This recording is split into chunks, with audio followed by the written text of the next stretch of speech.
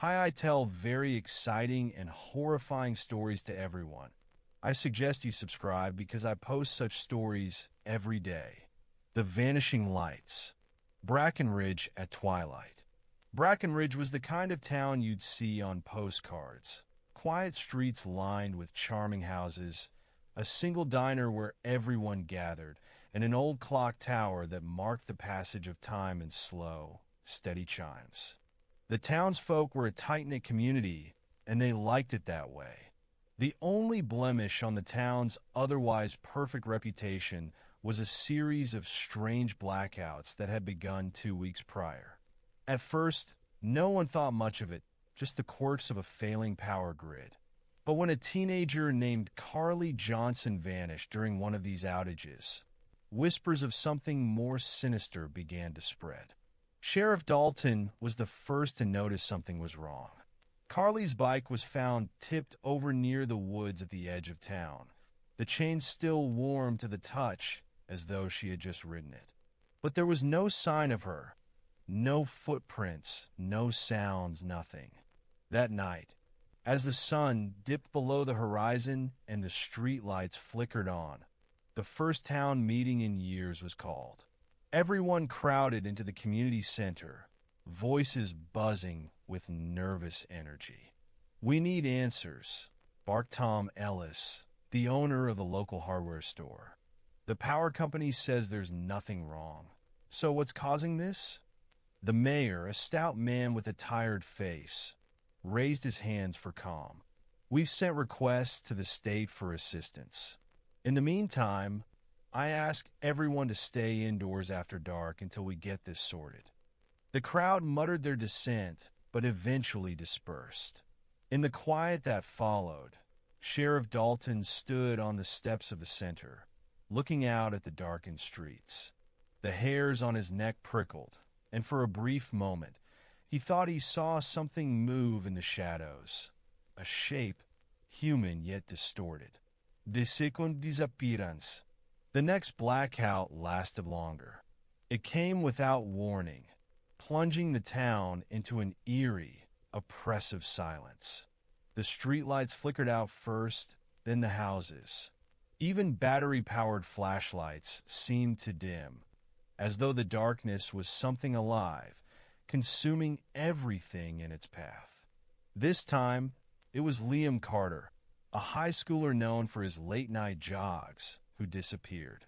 His parents found his running shoes neatly placed at the edge of their driveway the next morning, as though he had stopped mid-step and vanished. Rumors spread like wildfire. Some said the town was cursed, others that wild animals had come down from the mountains. But one thing became clear. The disappearances only happened during the blackouts. A group of concerned citizens, led by Sam Myers, the local journalist, decided to investigate. Sam had lived in Brackenridge his whole life and wasn't one to shy away from a story. He gathered a small team. Clara, a librarian with a knack for research, Jake, a tech-savvy teenager, and Molly, an ex-firefighter who wasn't afraid of danger. Their first step was to map the pattern of blackouts and disappearances. It didn't take long for them to notice a disturbing trend. The outages were moving in a spiral, tightening around the heart of Brackenridge. Signs of the past. Sam's group dug into the town's history, hoping to find some explanation. Clara unearthed an old, dusty ledger in the library archives, its pages brittle and yellowed with time. The ledger dated back to 1913, the year of a massive fire that had nearly destroyed Brackenridge. In the weeks leading up to the fire, townsfolk had reported strange occurrences. Lights flickering, livestock vanishing, and people hearing voices calling their names in the dark. The ledger's final entry read, "The lights are the harbinger. When they go out, so do we." The words sent a chill down Clara's spine. She brought the ledger to the group, and together they pieced together a disturbing theory. Whatever was happening now had happened before, and it had left the town on the brink of ruin.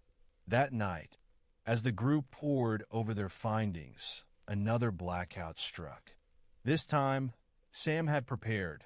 He had set up cameras across town, hoping to capture evidence of whatever was causing the disappearances. The footage revealed something they hadn't expected. In the moments before the power failed, a faint humming noise could be heard, growing louder as the lights dimmed. And then, just as the darkness took hold, shadowy figures appeared on the edge of the camera's frame. They weren't human. The spiral tightens. The disappearances escalated. By the end of the third week, 10 people were missing. Families began packing their belongings, abandoning Brackenridge for good. The remaining residents barricaded their homes, hoping that locks and prayers would keep the darkness at bay.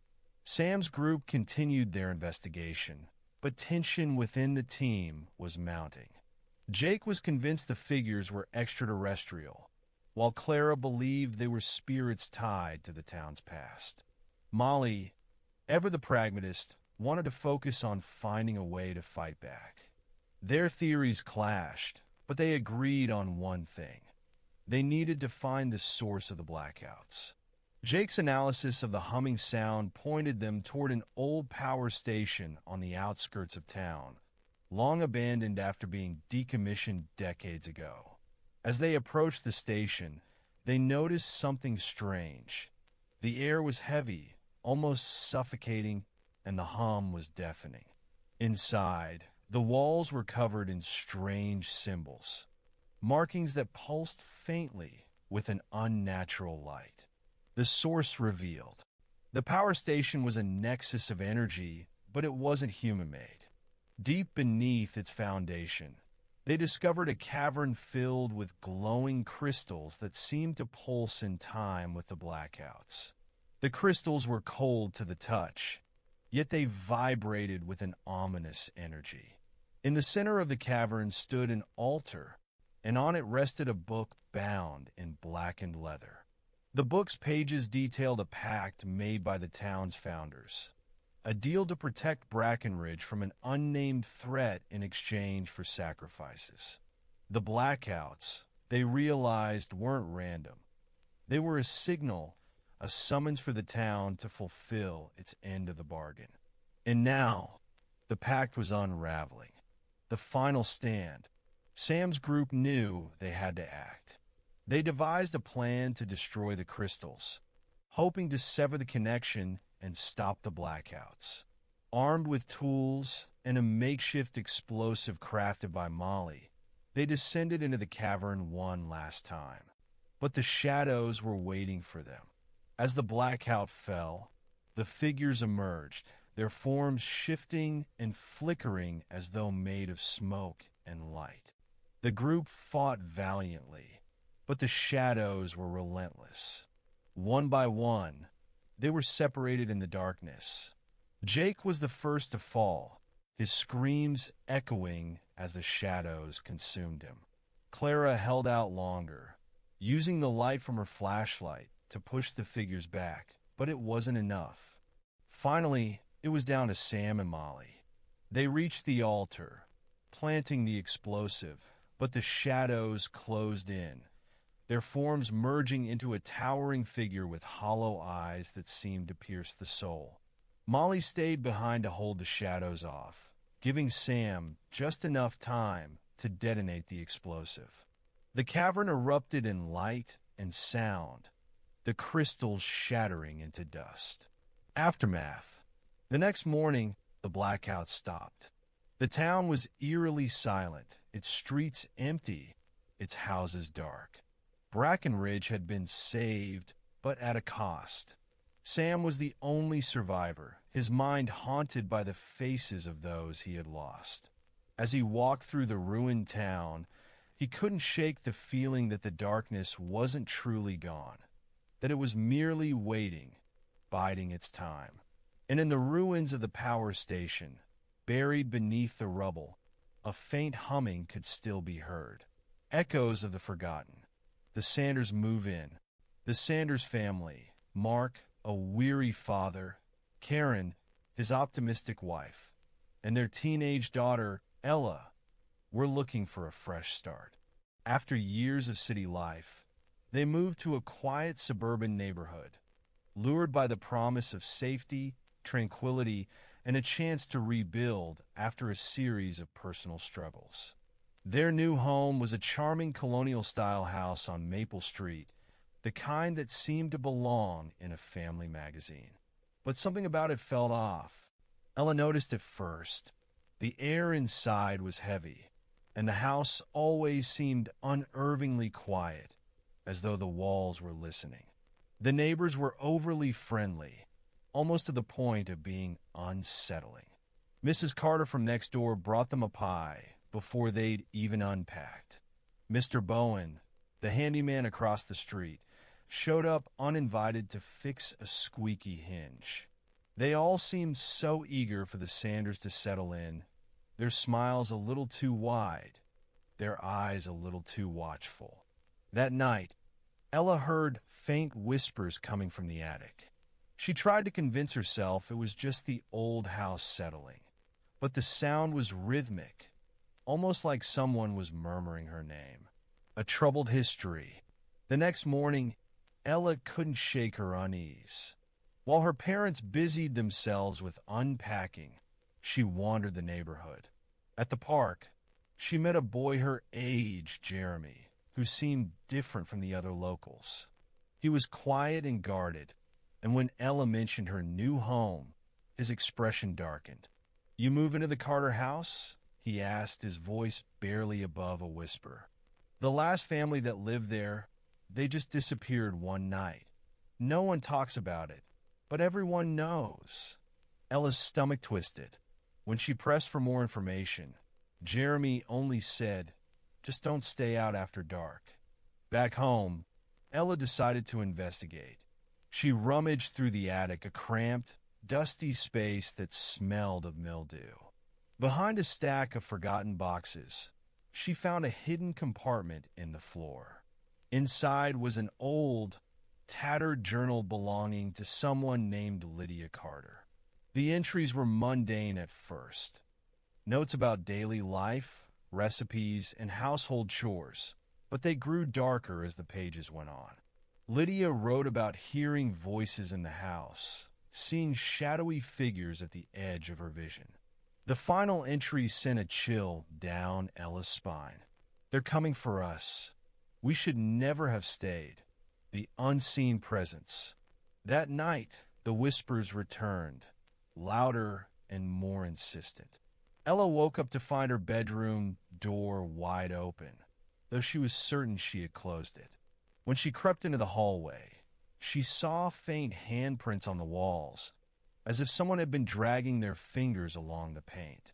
Mark and Karen dismissed her concerns as typical teenage nerves. "It's just an old house," Karen said. "Everything creaks and groans." But Mark wasn't as sure. He'd been feeling uneasy, too, like someone was watching him whenever he stood near the basement door. The neighbor's strange behavior didn't help. Mrs. Carter visited again, uninvited, bringing another pie. She stood in the doorway for far too long, her eyes darting around the house. "You've made such a lovely home here," she said, but her tone was flat, almost robotic. That evening, Ella found her father staring at the basement door, his hand hovering over the knob. "Do you hear it?" he asked, his voice distant. "Hear what?" Ella replied. Mark blinked, as though snapping out of a trance. "Nothing. Forget it." The neighborhood packed. Ella confided in Jeremy about the journal and her father's strange behavior. He seemed genuinely scared when she mentioned the whispers. "You need to get out of there," he said. But leaving wasn't an option. The family had sunk all their savings into the house. Ella decided to investigate further, enlisting Jeremy's help. Together, they snuck into the local records office after hours, searching for anything about the Carter family. What they found was chilling. Over the past 50 years, every family that had lived in the house had vanished under mysterious circumstances. No bodies were ever found, and the police had written off the cases as disappearances or runaways. Digging deeper, they discovered something even stranger. Nearly every house on Maple Street had a similar history. Families would disappear, and new ones would move in, oblivious to the past. Jeremy's grandmother, one of the oldest residents, reluctantly revealed the truth. The neighborhood was cursed. Decades ago, the original landowners had made a pact with an unknown entity to ensure their prosperity. In return, they offered periodic sacrifices, entire families claimed by the house itself. "The house doesn't let you leave," Jeremy's grandmother warned. "Not once it's chosen you," the entity revealed. Armed with this knowledge, Ella and Jeremy devised a plan to confront whatever was in the house. Ella convinced her parents to leave for the night, but the house wouldn't let them go. When they tried to drive away, the car wouldn't start and the streetlights flickered ominously. As night fell, the whispers turned into full-fledged voices, echoing through the halls. The air grew colder, and shadows began moving independently of their sources. Ella and Jeremy ventured into the basement, where the presence felt strongest. The room was unnaturally cold, and the shadows seemed to pool in the corners, coalescing into a towering figure with hollow, glowing eyes. The figure spoke, its voice a deep, guttural rumble that shook the walls. "This house is my domain. You cannot defy me." Ella clutched Lydia Carter's journal, holding it out like a talisman. The figure recoiled slightly, as though the memories within the journal weakened it. Breaking the cycle, Ella and Jeremy realized the pact could be broken, but only by severing the entity's connection to the house. The journal contained a ritual, a desperate attempt by Lydia Carter to banish the spirit before her family vanished. With time running out, they gathered the materials needed: candles, salt, and a lock of hair from each family member. The entity grew more aggressive, slamming doors, breaking windows, and whispering threats into their ears. The ritual required a sacrifice of its own, something precious to the family. Ella offered her mother's locket, a cherished heirloom passed down for generations. As the ritual neared completion, the entity lashed out, pulling Ella into the shadows. Jeremy acted quickly, grabbing Ella's hand and reciting the final words of the ritual. The entity screamed, a sound that shook the entire house, before collapsing into a swirling void. Aftermath. The house fell silent. The oppressive atmosphere lifted, replaced by an eerie calm. The Sanders family survived, but they knew they couldn't stay. As they packed their belongings, they noticed the neighbors watching them from their windows, their expressions blank and resigned. "You broke the cycle," Jeremy said, "but it'll come back. It always does." Ella stared at the house one last time as they drove away, her mind heavy with the knowledge that they had escaped, but the entity's hunger would never truly be satisfied. The clockmaker's curse. The old clock tower. In the heart of Sycamore Grove stood the town's pride and joy, the Whittington Clock Tower. Built over a century ago by the enigmatic craftsman Isaac Whittington, it was a marvel of its time. Its gears and bells were intricately designed, its face visible from every corner of the town. But the tower had long since fallen into disrepair. The once gleaming brass had tarnished, and the clock's hands had frozen at 11:13, a time no one could explain. Superstition grew around the tower. Locals avoided it, claiming it brought bad luck. A small plaque at its base bore the unsettling inscription, "Time devours all, and some more quickly than others." The mystery didn't bother Veronica Mason, a history professor who had recently moved to Sycamore Grove to escape the chaos of city life. Drawn to the town's charm, she found the clock tower's history fascinating. It seemed like a perfect project to focus on while settling into her new life. Her fascination turned to unease when she mentioned the tower at the local diner. Conversations around her ceased, and the room filled with uncomfortable silence. Finally, the waitress, a woman named June, leaned in and whispered, "Leave it alone. Nothing good comes from poking around that place." The first toll. Veronica couldn't resist. She was a historian, and the clock tower was a puzzle begging to be solved. Ignoring the warnings, she began researching its origins.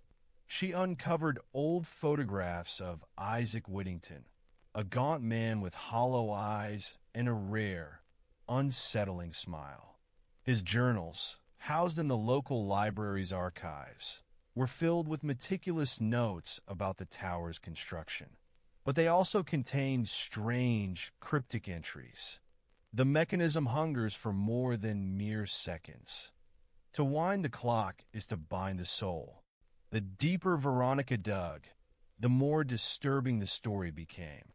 Rumor had it that Whittington had made a pact with something beyond human understanding, offering his skills in exchange for unparalleled craftsmanship. The clock was said to be more than a timepiece. It was a doorway, a device meant to trap and devour. Late one night, as Veronica sifted through old documents, the clock tower began to toll. It was faint at first, a single bell echoing through the silent town. But it was impossible. It hadn't worked in decades. The chime jolted Veronica out of her focus. Checking the time, she saw it was exactly 11:13. Missing time, Veronica's obsession deepened after the tolling. She visited the tower the next day, armed with a flashlight and a notebook. The air around it felt heavier, colder. Inside, the gears were massive and immaculately preserved, despite the years of neglect. Dust covered everything else, but the mechanisms gleamed as though freshly oiled. As she climbed the spiraling staircase to the top, her watch stopped. She didn't notice until she exited the tower hours later, expecting it to be afternoon, but finding the sky already dark. "What happened?" she muttered, her voice trembling. It was as though time had slipped away. That night, Veronica dreamed of Isaac Whittington. In her vision, he stood in a vast, dark void, his hands stained with oil and blood. His voice was a raspy whisper. "Time will take you. It always does." Strange occurrences. The tower's tolling became more frequent, always at 11:13. With each chime, strange things began happening in Sycamore Grove. People reported losing hours, even days, with no memory of what had transpired. Others claimed to see shadowy figures around the tower, their forms flickering like static. Veronica noticed changes in herself as well. She'd wake up with her hands stained in soot, though she hadn't been near the tower. Mirrors began reflecting her as older, gray streaks in her hair, wrinkles forming around her eyes. She shared her findings with a small group of locals who seemed less dismissive of the tower's legend. Among them was Henry, an aging watchmaker who had lived in Sycamore Grove his entire life. "My grandfather warned me about the tower," he said. "Whittington created it to cheat time, but instead he bound us all to it." He explained that the tower needed to be wound periodically to keep the town safe. But whoever wound it paid a price. A portion of their life drained to feed the clock. The missing children. One morning, Sycamore Grove woke to a horrifying discovery. 3 children had gone missing overnight. Their bicycles were found abandoned near the clock tower, their wheels still spinning. The town spiraled into panic. Veronica couldn't ignore the connection. The tower had taken them. Determined to put an end to the madness, she convinced Henry and 2 others, June and a young mechanic named Sam to help her break into the tower and destroy the mechanism. As they prepared, the clock struck 11:13 again. This time, the sound was deafening, reverberating through the air like a physical force. The tower's bells tolled continuously, as though mocking their efforts. The mechanism's hunger. Inside the tower, the air was thick and metallic, the scent of oil overpowering. The gears moved on their own, grinding against each other with a malevolent rhythm. Shadows danced along the walls, whispering indistinct words that seemed to grow louder the closer they came to the top. Reaching the clock's core, they found the mechanism, a sprawling, intricate device that seemed impossibly advanced for its age. At its center was a pulsating orb, glowing faintly with an eerie light. "This is it," Henry said, his voice shaking. The heart of the tower. As Sam prepared to dismantle the gears, the shadows attacked. They were no longer just flickers of darkness. They were humanoid, their forms fluid and unnatural. They pulled Sam into the depths of the tower, his screams echoing as the gears swallowed him whole. June screamed, but Veronica pressed on, grabbing a wrench and smashing the orb, breaking the cycle. The tower shuddered violently as the orb cracked, releasing a blinding flash of light. The shadows screeched, their forms unraveling like smoke in the wind. When the light faded, the gears stopped, their grinding replaced by an eerie silence. The hands of the clock, frozen at 11:13 for decades, began to move. Veronica and Henry stumbled out of the tower as dawn broke. The missing children were found wandering the streets, dazed but unharmed.